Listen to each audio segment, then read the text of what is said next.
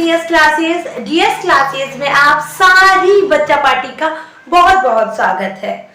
मैं हूं दीपिका शाहू बेटा और आज आपके लिए लेकर आई हूं English sentence trick number 25। That means आज की क्लास है हमारी कौन सी, क्लास नंबर 25। और आज हम नया क्या सीखने वाले हैं, चलिए देख लेते हैं। ठीक है, देखिए जरा, मैंने बोला तुम्हारा कोई जवाब नहीं। अच्छा वो फिल्म देखी, मैंने बोला कि तुम्हारी बीबी का कोई जवाब नहीं, वो देखी ना, मेरी बीबी का, बिल्कुल देखिए। तो उसमें जब वो बोलते हैं कि कोई जवाब नहीं है तो उसकी इंग्लिश क्या करते हैं, वही तो भूल जाते हैं जनाब। लेकिन अब नहीं भूलेंगे क्योंकि अब हम आपको सिखाने के लिए आ चुके हैं। देखिए जरा, उनका कोई जवाब नहीं, हमारा कोई जवाब नहीं, हमारी दीदी का कोई जवाब नहीं, तुम्हारा कोई जवाब नहीं। इन सारे सेंटेंस की इंग्लिश आप लोग भी बना सकते हैं मेरे साथ। चलिए देख लेते हैं कैसे।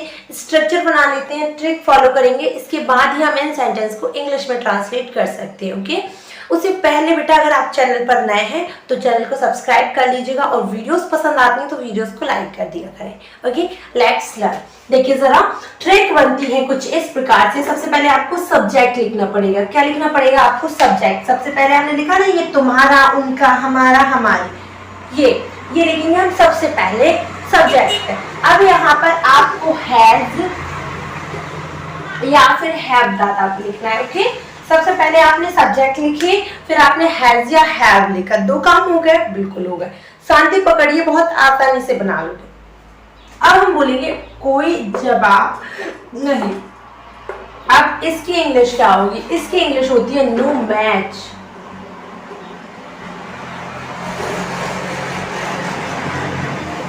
देखिए जरा, फॉर्मूला स्ट्रक्चर मैंने बिल्कुल आपके देखिए आपके सामने ही बनाया है कि सबसे पहले आपको सब्जेक्ट लिख देना है, फिर हैज या हैव लिख देना है, फिर नो मैच लिखना है। अब हैज या हैव कैसे लिखेंगे वो भी बताते हैं, थोड़ा सा घबराइए।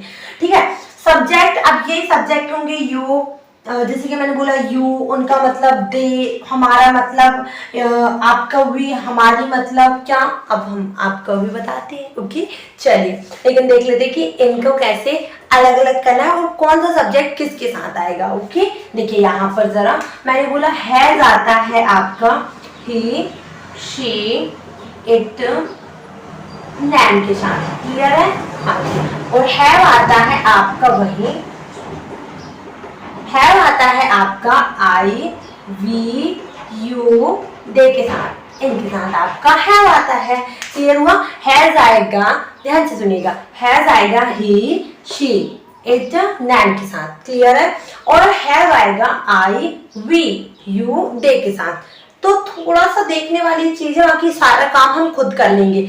ही, शी, इट, नैन के साथ आएगा आपका हैज, हैव आएगा आई, वी, यू, दे के साथ। बात पूरी क्लियर है? तो बना लेते हैं अब सेंटेंस। अच्छा, बनाने में कोई दिक्कत तो नहीं होगी, सारा कुछ आपके सामने, ट्रिक आपके सामने है, सेंटेंस आपके सामने है। एग्जाम्पल के थ्रू समझ लीजिए कि कैसे बनाने, फिर आप भी आपकी जिंदगी में ऐसे सेंटेंस ट्राई करिएगा।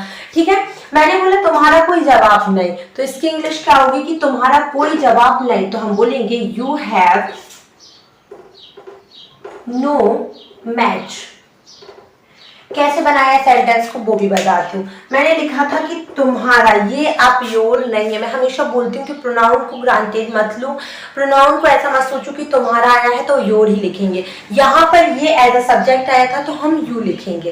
Get that point? देखिए यू है ना, अब यू के साथ क्या आएगा? हैव आएगा, क्योंकि लिखा है आई, वी, यू, दे के साथ क्या आता है? हैव आता है। Okay, you have. अब हमने क्या बोला? नो मैच, मतलब कोई जवाब नहीं है। क्लियर हुआ? बिल्कुल क्लियर हुआ। इस टाइप से समझेंगे तो बहुत आसानी से समझ जाओगे इस ट्रिक को। Get it? कि यार क्या किया हमने, माइंड में हुआ गॉट, बिल्कुल सही है। तो फटाफट से इस वीडियो को लाइक कर दो अगर आपको ये समझ में आ चुका है तो। ओके, देखिए उनका कोई जवाब नहीं है, इसकी इंग्लिश क्या होगी बेटा? उनका मतलब क्या होगा? दे, और उनका, अब देखिए दे के साथ क्या आएगा? फिर हैव भाई साहब आएंगे, तो हम बोलेंगे दे हैव। और अब हमें थर्ड फॉर्म नहीं लिखना है। बहुत से बच्चे सोचते हैं कि हैज हैव सिर्फ टेंस वाइज चलता है, इसमें थर्ड फॉर्म आती, बिल्कुल नहीं, बिल्कुल गलत है आप।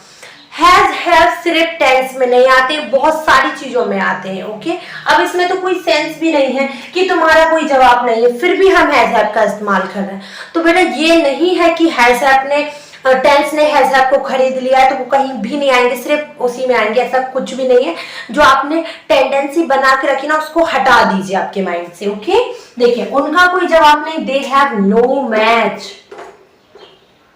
अभी तो कुछ बच्चे भ्रम में होंगे कि कौन सा वाला मैच कह रही है मैम, ये वाला तो नहीं बोल रही, क्योंकि बहुत सारे बच्चे समझते हैं कि क्रिकेट वही मैच होता है। ठीक है, मैच मतलब मुकाबला होता है, या फिर मैं बोलूं कि हमारी बराबरी करने वाला कोई भी नहीं है, मतलब नो मैच से। ठीक है, मैच मतलब अगर सिंपल मीनिंग निकालोगे तो मुकाबला होगा, क्रिकेट नहीं होता है, ध्यान रखिए। हमारा कोई जवाब नहीं, इसकी इंग्लिश क्या होगी? हमारा मतलब क्या हो जाएगा? वी हो जाएगा। वी हैव, वी के साथ हैव आएगा। Okay, we have no match. Clear हुआ? क्लियर होता जा रहा है कि नहीं होता जा रहा है? बताइए, क्लियर हुआ है कि नहीं? वी हैव नो मैच, हमारा कोई जवाब ही नहीं, आपका और हमारा कोई भी जवाब बिल्कुल नहीं है, तो बन गया ना वी हैव नो मैच। तो देखिए मैं सारे सेंटेंस को क्यों इतनी आसानी से बना रही हूँ, क्योंकि मेरे पास ट्रिक है, मुझे पता है कि इस ट्रिक को फॉलो करेंगे।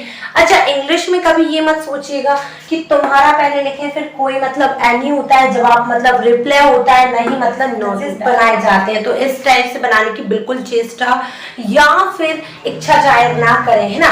हमारी दीदी का कोई जवाब नहीं। सुनिएगा जरा, अब यहाँ पर हमारी के लिए हम अवर इस्तेमाल करेंगे, अवर, क्योंकि यहाँ पर हम पजेसिव केस लगा रहे हैं कि यार हमारी दीदी है। किसकी दीदी? मैंने बोला हमारी है और किसी की नहीं है, तो आवर सिस्टर हैज सिस्टर के हिसाब से लगाए, क्योंकि हम भले हमारी की बात कर रहे हैं लेकिन कौन है? सिर्फ दीदी है।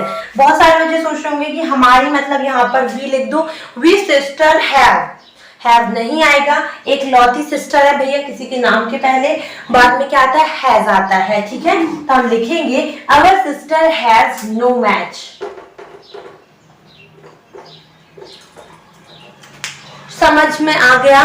देखिए इस सेंटेंस को बनाना भी बहुत जरूरी था, क्योंकि आपके मन में कंफ्यूजन रहता है कि अगर हमने ये बोला है कि तुम्हारी बहन का कोई जवाब नहीं, तो your sister has no match, तुम्हारे भाई का कोई जवाब नहीं, your brother has no match, मतलब सिर्फ बात तो एक की हो रही लेकिन हम बात तुम्हारे की करते, तो हमें कंफ्यूजन हो जाता है कि हम हैव तो नहीं लिखे ऐसा। ओके, तो बात सिर्फ एक की हो रही है और किसी का नाम जाहिर हो रहा है, सिंगुलर नाउन आ रहा है, तो हमेशा हैज लिखिए आप लोग।